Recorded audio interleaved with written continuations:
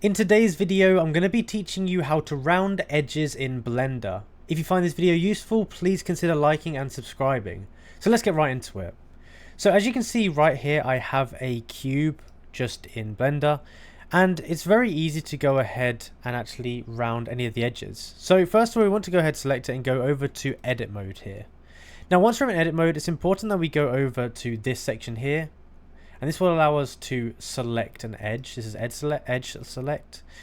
And from here we can go onto our item here and we can just select the edge that we want to go ahead and edit.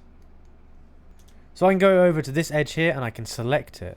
What I can do from here is I can go ahead and do Control and B on my keyboard. And then I can go ahead and I can drag back like this. But when you do it, it's going to be like a flat line starting off. So what you need to do is with your mouse wheel, you need to scroll up and down. So you can see yours will be like this.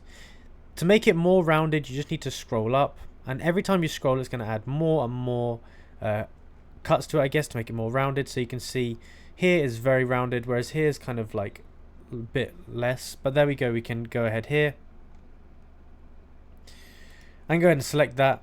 And that side now is rounded there, just like that. Now the second way we can go ahead and do this is by using modifiers. So we can select it again and we can go over to where it says modifiers here. And we go ahead, add modifier, go to generate, and we want to add this one called bevel. And this is going to go ahead and be on the edges.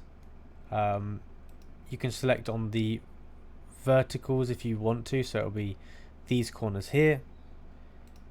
And what you can do is you can select the amount of segments. So obviously it's going to make it smoother if there's more segments. There's just a lot of settings you can kind of mess around with in here with making the edges rounded.